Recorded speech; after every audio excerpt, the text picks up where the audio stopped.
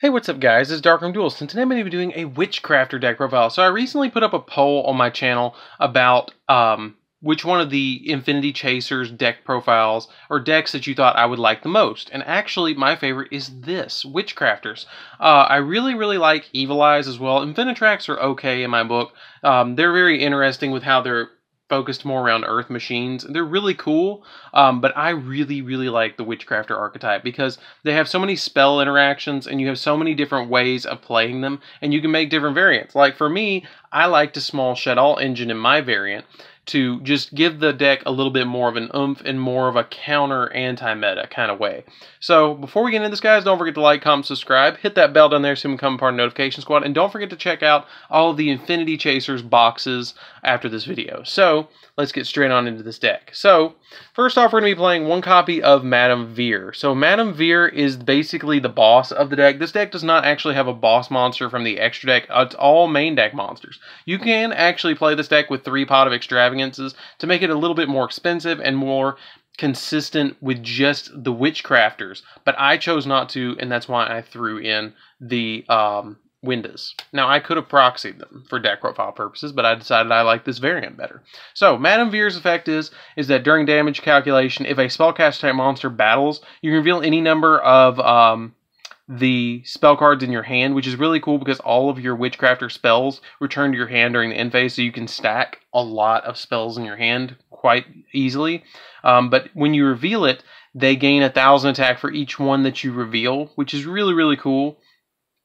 The other effect of her is that during either player's turn, you can discard a spell, negate the effects of all face-up monsters your opponent concurrently controls until the end phase of this turn, and you can only activate her effect, each effect, once per turn, which is kind of cool. I really love that effect that she can just negate anything. She's so powerful and so smug. Like she is the smug Witchcrafter monster. So then I play 2 copies of Hain. I'm probably going to just play 2 copies of Hain for now until we get the new one in Dark Neostorm, the one that's the Golem that special summons it. Then I probably will play 2 to 3 of that maybe, and maybe just play 1 Hain. But Hain is a good one. Your opponent cannot target other spellcaster type monsters you control with card effects, which is really busted. And then you can discard a spell card, then target a face-up card your opponent controls and destroy it, which is cool as well. I really love that effect about her. She's like my go-to besides Madame Veer. I love how she's just sticking out over there like smug. Then we play 3 copies of the Best Girl, in my opinion. She's my favorite artwork of them all. Like, I don't know why, but she's like my total favorite. What she does is that during your main phase, you can tribute this card. All the lower level Witchcrafters share this ability, that you can tribute her and then discard a spell, special summon a Witchcrafter monster from your deck, except another copy of itself, and then they all have an added effect. This one's particular effect is that you can banish her in the graveyard to send any Witchcrafter card from your deck to your grave, which is just a foolish burial, but it's really good because, like, for instance, next turn, if I have Madame Veer in my grave, I could send something like Holiday to grave and then add it back to my hand at the end phase. So it basically searches anything. Then I play 3 copies of Pitteron, I don't know, 3 of the water one. During your main phase, you can tribute her, like I said, discard a spell, special summon a Witchcraft from your deck, but she has the ability that you can banish her from the grave and then draw a card, then send a Witchcrafter card from your hand to the grave. Or if you have none, banish your entire hand. So it's kind of like a Lure of Darkness in a way. It has that added, hey, you better have something for me. Then I play 3 copies of Potterine. I believe that's how you pronounce it. You guys are probably going to tell me in the comments, but that's cool. But Potterine, her effect is during the main phase, she shares the same effect, but she has the ability that if you have no cards in your hand, you can banish her and then target a Witchcrafter in your grave and add it to your hand. So she's like, I don't want you to be alone. Here's another card, which is really cool. Then for my small Shadal engine, I play 1 copy of Beast, 1 copy of Squamata, 1 copy of Falco. I just play 3 different Shadals just to have the extra consistency to make sure that I'm going to be able to go into my Shadal fusions as I need. So I don't ever want to draw into too many of them, so that's why I just play 3 now. So then for the other cards that I play in the deck, I just play 3 copies of Ash Blossom, and then 2 copies of Effect Veiler. Effect Veiler is just kind of here because she's actually a light target, because the only other light target I have is Madame Veer up here. So that's why I play 1 copy of her. So I do have the option to go into the best construct. So I have that, but usually I find myself going into Winda a lot more by sending, like, for instance, you can burn through your entire Shuttle engine in 1 hit by hitting Squamata and Beast for the fusion, and then Squamata chains, and you send Falco at the same time, special summon Falco from Grave, and that's your 1 special summon for the turn, but you're already set up to special summon Beast to get a draw 2 and then a discard 1, which can really potentially help because all of these go off in the grave. So that's it for the monsters, guys. Let's get into the spells. So I think I'm going to break the spells up a little bit. I'm going to do the Witchcrafters, and then I'm going to do the 1-ups, or the 1-ups and then the Witchcrafters. So we're going to be playing 1 copy of Monster Reborn, just as an extra added. We already have Holiday, but Monster Reborn really helps to have that extra. Like, you're playing 4 copies of Monster Reborn, essentially, in this deck, with Holiday included. Then I play 1 copy of Reasoning. Reasoning, because they're all different levels, and I don't mind hitting, like, a Shadow monster at all.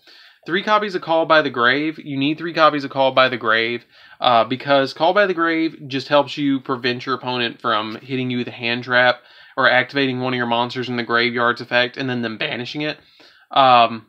Like, you can do that to your opponent and stop their hand traps. Then I need 3 copies of Shadow Fusion. That's the only fusion spell that I'm playing in here. I don't feel like I need anything else. I don't feel like I need El Shadow Fusion or anything like that. So I just play the 3 Shadow Fusions. That's really it for the spells. But the really cool thing is if you go second, or if you go first, you can summon one of your Witchcrafters, and then after you summon one of your Witchcrafters, tribute it off, discard a spell, and then activate Shadow Fusion from your hand, and fuse whatever you have in your hand. And usually I end up going for Winda, put Winda on board, and then my opponent can't special summon more than once per turn, and I've already established Madame Veer.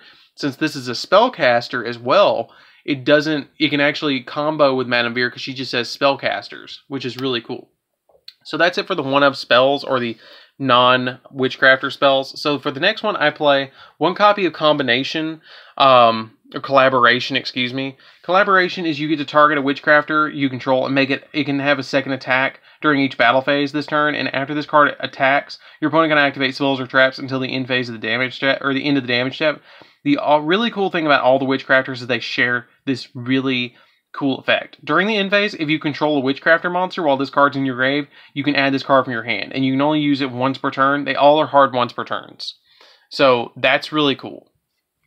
So the next one we play is Draping. This is essentially like Harpy's Feather Duster. You get to target spells and traps on your opponent's side of the field up to the number of Witchcrafters you control, and then return those targets to hand. So it's kind of like Giant Trunade more.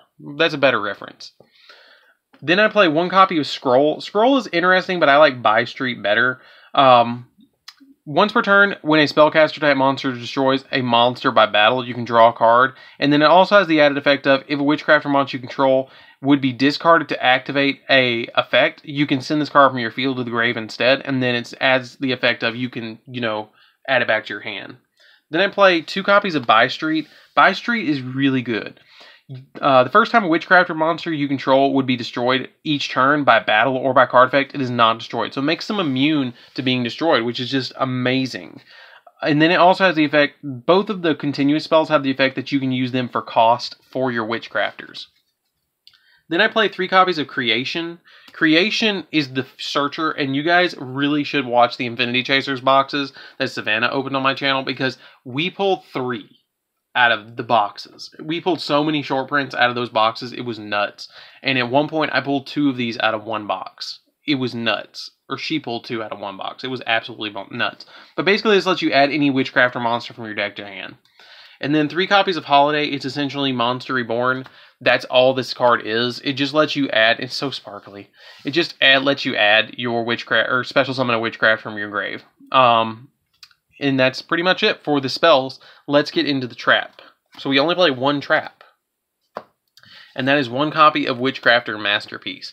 Masterpiece, if you control a Witchcrafter monster, you can target a spell or trap in either player's graveyard and add 1 copy of the same card from your deck to your hand. So that's why I play Monster Reborn, is because if my opponent activates Monster Reborn first, or Call by the Grave, I can target it and then add another copy of it from my deck to my hand. So it lets you search any spell card you want. Or if I use up my one Shadow Fusion, I can target that one Shadow Fusion in my grave, add a second one to my hand to use to fuse even further, which is cool. It also has an ability that you can banish it from the graveyard and any number of spell cards from your grave to special summon a Witchcrafter monster from your deck. Whose level is equal to the number of spells you banish. And we play a lot of spells in the deck, and once Shadow Fusion's in the grave, it's kind of dead anyways, so you can't do anything with it. And if you use Call by the Grave, Monster Reborn, Reasoning, those are really dead as well. So they're really easy banish targets. And if you have multiples of Witchcrafter spells, I usually banish those as well with this. But I only play it as a one of, because I really only need one right now. I might play it at more than one in the future, but for now, I just like one.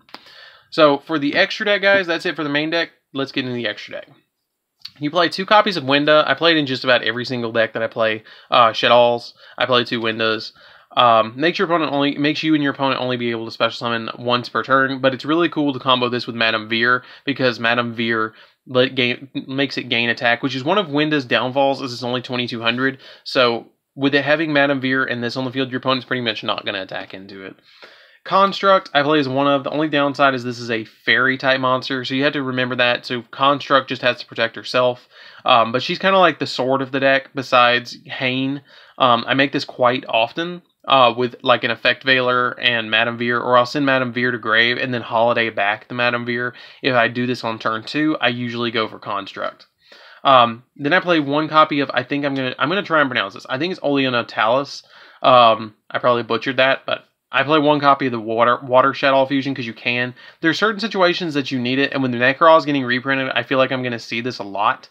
It really helps with ritual-based decks, and so I put it in here.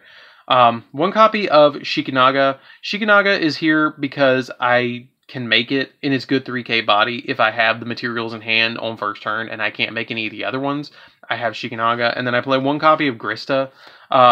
I don't make Grista that much, and I don't make Shikinaga that much, but these are the ones I make, but these are here if I need them.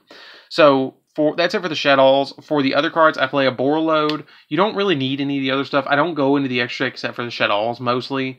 But I play a Borreload. Boral Sword, I'm still proxying this. I'm so excited that this got announced for reprint. 1 Sword Yugioh, I can make that, and I have made that to draw into stuff I need. Summon Sorceress, you can draw into that, or you can make that pretty easy. Nightmare Unicorn, that one's also pretty easy to make. Topologic Trispania, I make this sometimes if my opponent's playing like Altergeist or something like that.